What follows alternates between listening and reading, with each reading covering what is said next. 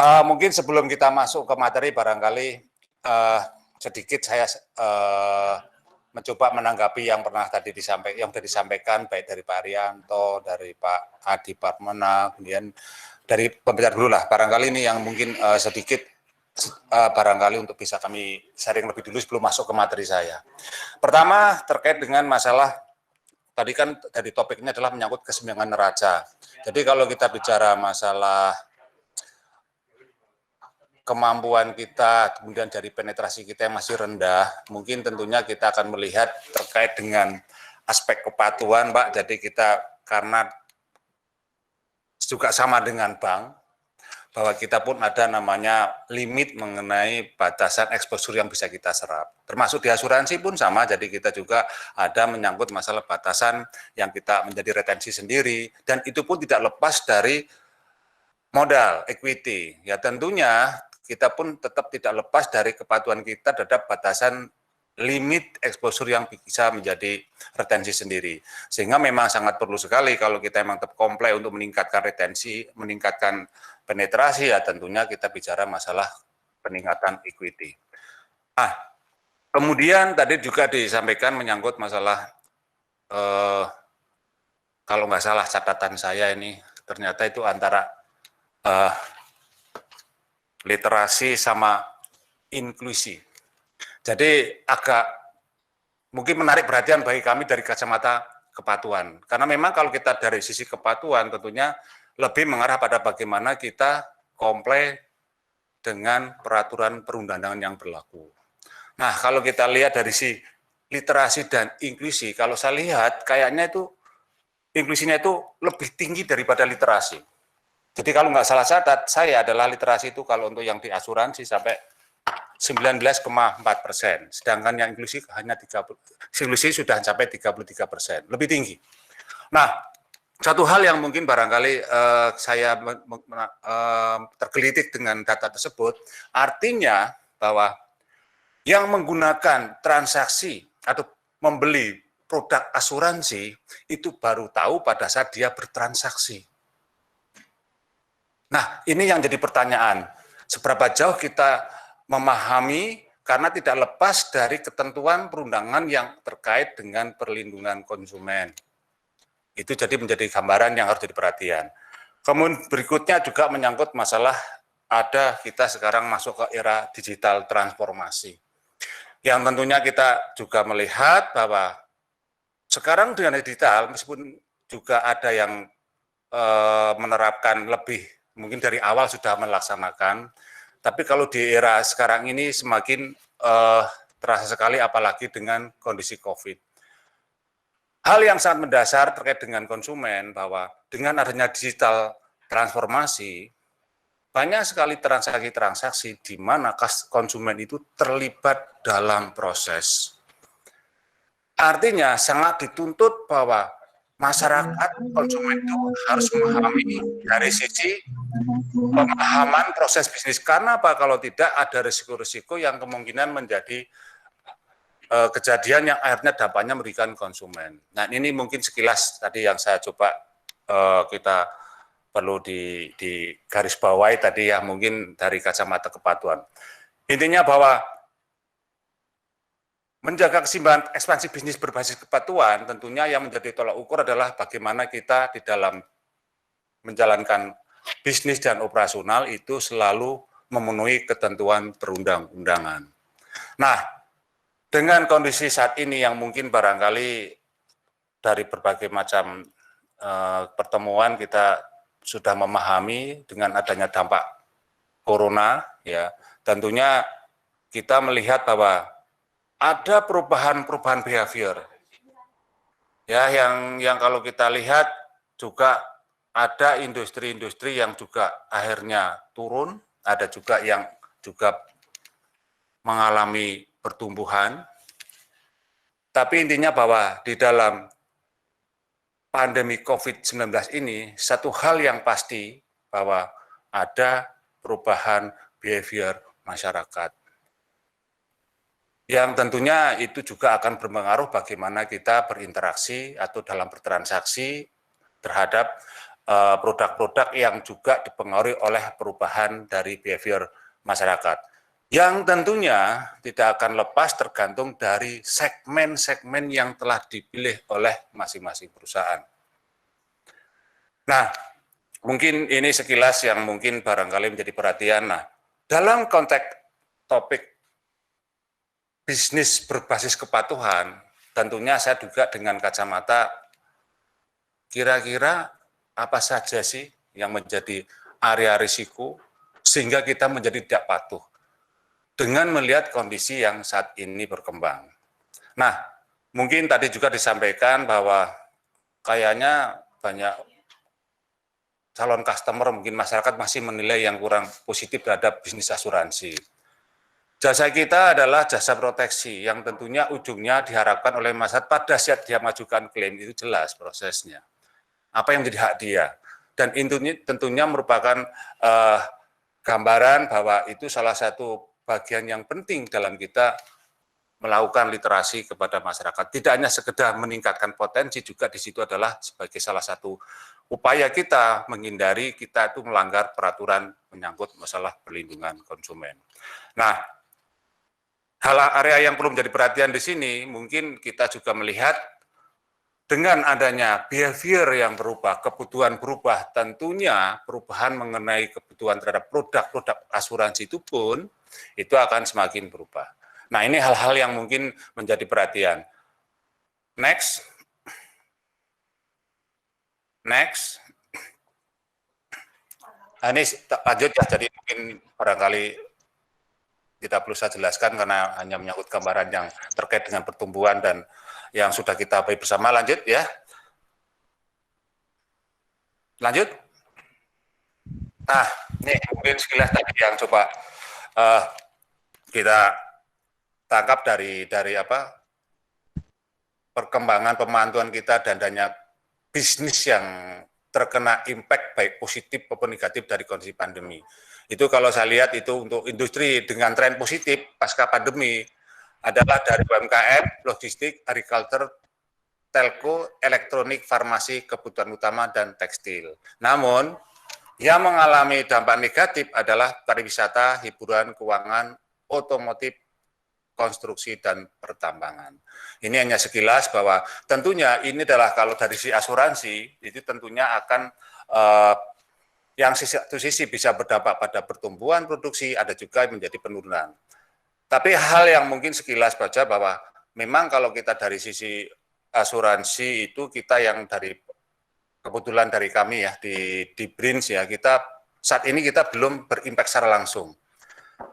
Hanya yang dirasakan adalah impact-nya adalah terkait dengan mungkin terkait dengan kredit ya karena tentunya pembiayaan akan menjadi terasa sekali dengan adanya pertumbuhan yang minus. Nah, sedangkan yang aspek lain masuk klaim dan lainnya itu mungkin barangkali masih belum terasa. Apalagi kalau kredit itu kan ada namanya restruct ya, jadi belum sampai pada terjadinya klaim. Nah, estimasi mungkin kalau dari teman-teman yang mungkin barangkali sudah melakukan kajian, itu start tahun 2021 itulah yang mungkin barangkali menjadi harus kita lebih hati-hati karena disitulah merupakan mungkin momen kapan kira-kira kita harus menjadi upaya lebih terkait dengan dampak pandemi pada bisnis asuransi. Lanjut. Lanjut. Nah, ini barangkali tadi kita sampaikan menyangkut masalah industri asuransi dan reas. Jadi kalau kita lihat dari pertumbuhan pun masih dampaknya adalah untuk yang posisi kuartal 2 ya, itu awal-awal ya terjadinya pandemi itu yang mengalami penurunan adalah paling besar terjadi di yang lain-lain, tapi intinya sebenarnya kalau kita lihat dari posisinya belum mengalami dampak yang terlalu signifikan. Lanjut. Nah, kenapa kita menyampaikan masalah distribusi channel? Ini barangkali sangat penting dengan adanya tadi saya jelaskan adanya perubahan behavior. yang tentunya channel yang kita gunakan dalam kita berinteraksi dengan customer itu juga sangat berpengaruh. Dari produk, dari kita memberikan pemahaman kepada konsumen, sehingga kita juga tetap bisa mencapai target bisnis, tapi adalah kompleks, channel inilah yang sangat menentukan. Karena itu adalah bagian bagaimana kita juga mengedukasi, melakukan literasi, dan melakukan transaksi. Dari literasi tadi menunjukkan bahwa banyak customer yang dia membeli produk asuransi, tapi sebenarnya belum memahami. Artinya dia belum paham pada transaksi. Nah, sehingga channel-channel yang kita gunakan itu sangat berpengaruh. Sangat punya peran penting bagaimana kita dalam melakukan transaksi produk asuransi itu kita tetap patuh terhadap peraturan perundang-undangan yang berlaku. Baik pihak pelakunya, apakah sudah memenuhi persyaratan, baik model transaksinya maupun produk yang akan dijual. Lanjut. Lanjut. Nah,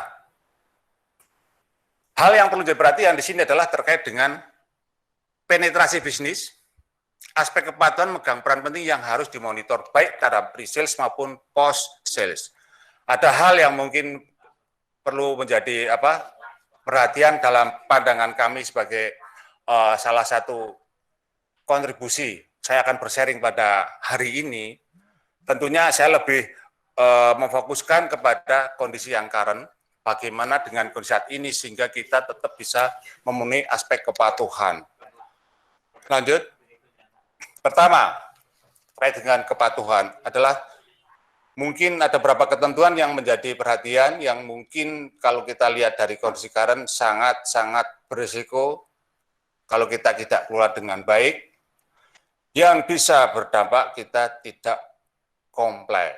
Jadi itu adalah hal yang perlu perhatian. Pertama, kepatuhan terhadap regulasi untuk perizinan produk baru.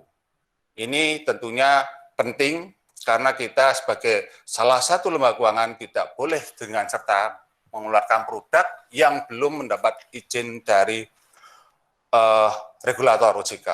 Di sisi lain, kalau kita lihat dari perkembangan saat ini, behavior masyarakat mudah berubah. Ya.